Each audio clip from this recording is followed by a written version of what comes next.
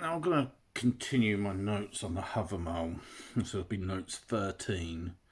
And it's going to cover the section from verses 111 through to 137, which will use the working title of Advice to Loddfafnir. Now I think it's quite interesting that you read this section of the Havamal and it's Odin relating what he's heard being spoken by men in his hall. So the breakdown in verse 111 is that Odin has stepped outside of his hall, and it talks about Erd's well or Erd's spring, depending on the translation. So Odin has gone below Yggdrasil and to the Norns, and is listening to what is being said in his absence, perhaps on his behalf, or someone retelling or expressing in their own words the wisdom that he's already given in the earlier verses, perhaps. But it's very much suggestive of the fact that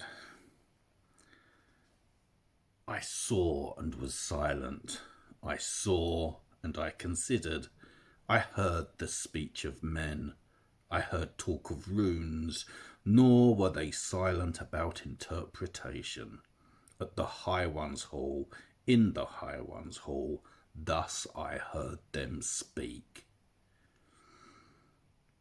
And then, I mean, obviously it's Odin is not present as this section then sort of plays out. I advise you, Loddfafnir, to take this advice. It will be useful if you learn it, do you good if you have it, etc, etc, etc. Well, obviously these are notes that I'm attaching on to the actual verses, and you don't want to hear me recounting translations that you've already listened to, I shouldn't think. It's more a case about examining them and how we can treat them. I think in some respect, I say we don't know who Loddfafnir is. You look into various resources and that there's no identifying character of that name. I think the interesting thing is this is Odin's hall, presumably in Asgard, where men are speaking on his behalf. So sort of look at different translations. So I think Crawford expresses it slightly differently, but it's still sort of that suggestion that I saw and was silent. I saw and I thought. I listened to men's speech. I heard about runes. They were not silent with counsel. At Odin's hall, in Odin's hall, I heard them say so. Go into the I counsel you, Loddfafnir verses. So it's very much almost like Odin is observing how we, or the greater sort of, spectrum of mankind, is taking his words and how they're translating them. Which obviously I think you can read through, and they're quite acceptable. I mean, I don't think there's anything in there that contradicts suggestions throughout the other sections of the Havamal, except perhaps they're quite specific. What I have noticed is just taking an alternate approach to it is pointing out some verses that they're the breaks from the I counsel you Loddfafnir, or I advise you Loddfafnir verses. And I wonder if this is Loddfafnir speaking, or if it's Odin sort of speaking in a way that's engaging with what's being said, or is a separate narrative that's the men that are doing the talking in this section aren't heeding, or maybe just consider as other words being spoken. The first verse of those being 118, where it's, I saw a man terribly wounded by a wicked woman's words. A malicious tongue brought about his death, and by no means through proven guilt. And it's looking at verse 117 that it follows on from. It's almost agreeing but not quite agreeing, as though it's someone not deliberately misinterpreting, but throwing out the suggestion or idea that it's not, these are words being given that are translating from the original translations of what Odin has said. I think it's something I'm going to be looking at more as I sort of now have this little bit between my teeth about looking at this a lot closer, and maybe hearing what other people might have to say on it. I don't know. I mean, it's just one of those things I am looking at, and looking at how to sort of picture it being spoken, it being sort of not just words written down or recorded, but how perhaps were you a bard or someone that is recounting the words of Odin, i.e. the Havamal, how you would tell this section. I say there's a number of verses throughout this section where it's sort of, they don't follow the main theme of I advise you Loddfafnir. I mean, we get to verse 123, which is, for from a wicked man you will never get a good return, but a good man will make you assured of favour through his praise. Now this almost seems like it should be a part of 122. I don't speak Old Norse. I'm not looking at the original manuscripts. I'm not challenging what Carolyn Larrington or even Jackson Crawford have decided to do when translating this. I mean, it's just, I think sort of you go back to this and it's even Crawford is separating these. They're just slightly different numbers in the construction of the verses. Interestingly,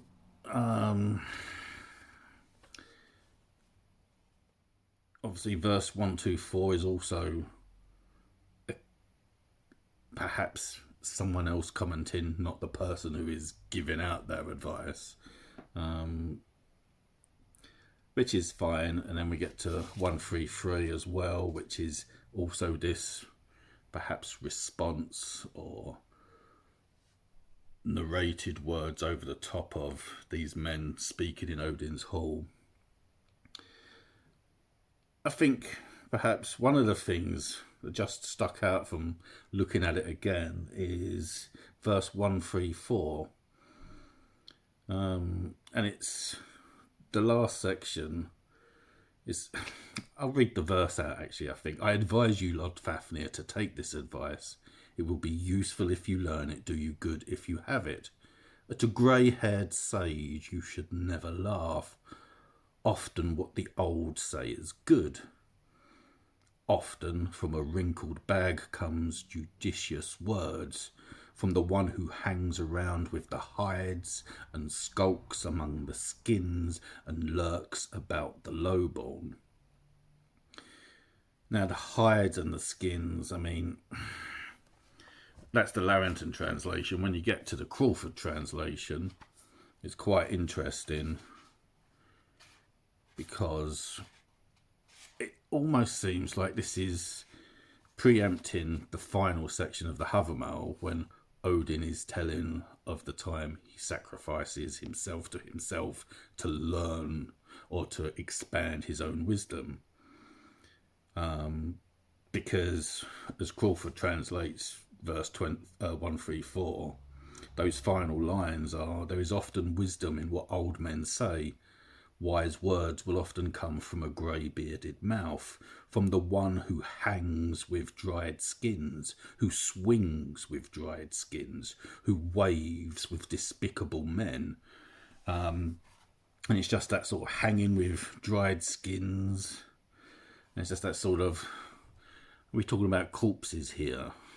And obviously, in the last section of the Havamal, when we get to that and do notes on that, which is the start of verse 138, obviously, "I know that I hung on a windswept tree 9 long nights, wounded with a spear dedicated to Odin, myself to myself, on that tree of which no man knows from where its roots run."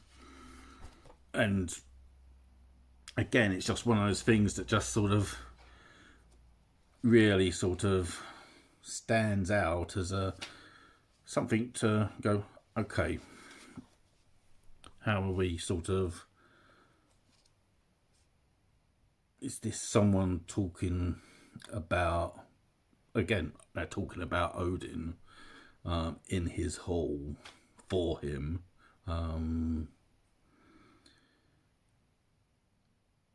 Interest skulks among the skins and lurks about the lowborn. It's that sort of, there's almost that suggestion that these men who are speaking on Odin's behalf in his absence are not very favourable towards him. But obviously, before we get to the end of this section, the last verse, where it's not a Loddfafnir verse, is, "Mighty is that door bar which has to move aside to open up for everyone. Give a ring or they'll be called down on you a curse in every limb." Is that just that separate narrative in there? And then obviously with the final verse of this section 137, it's quite a long verse that sort of is almost the conclusion of these men giving their advice. Because then obviously once we get to verse 138, which I've just read through, this is a Odin talking. But it's mouthpieces, not necessarily recounting the wisdom as wisely perhaps as they could do, because, and this personal feeling is, I don't expect or think I can try and be as wise as I can be. I'm not going to be as wise as Odin is. So, I mean, for me, I would never speak for Odin, certainly not in his own hall if he's not there, and pretend to be as wise as him. And go back to that verse 111, it's almost like for this section, Odin is observing, testing, perhaps realizing that mankind is never going to be truly capable of understanding what he understands, and sort of have to sort of compact his teachings into smaller lessons or understanding.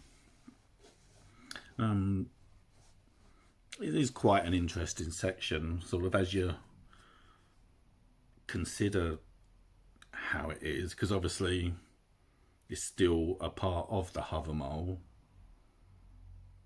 Odin is still in control of the narrative. He's just recounting what men say on his behalf, which I think is perhaps one of those things that's, with some practices or some sections within Asatru, Norse paganism, heathenry, it's that thing where some conflict can come from, because people want to turn Odin's words into their own narrative to express certain things. Without going into specifics, because my focus here is the Havamal, not attacking or defending certain groups within Asatru. I think that's something to hold on to, and to understand that at the end of the day, we're never going to be as wise as Odin, and what is written, we shouldn't be putting alternative spins on the wisdom he's given us. Yeah, I think that's where I want to go with that. It's we have a very specific. I mean,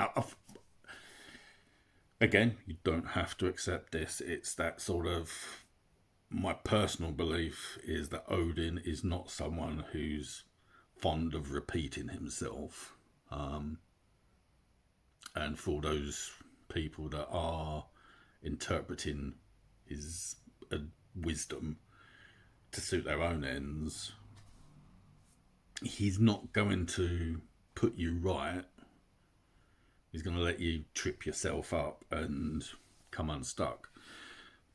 I could be doing that myself, really. It's just that sort of, I'm not trying to misinterpret his words. I'm trying to understand the course of the narrative, and that Odin sees this, sees what we do, and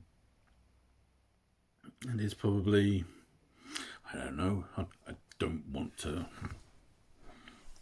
push and we've got to be faithful to Odin's words. There's no room for twisting it, and obviously that's me putting forward an agenda which contradicts everything I've just said in some ways, which I'm trying not to do. Obviously, in terms of that,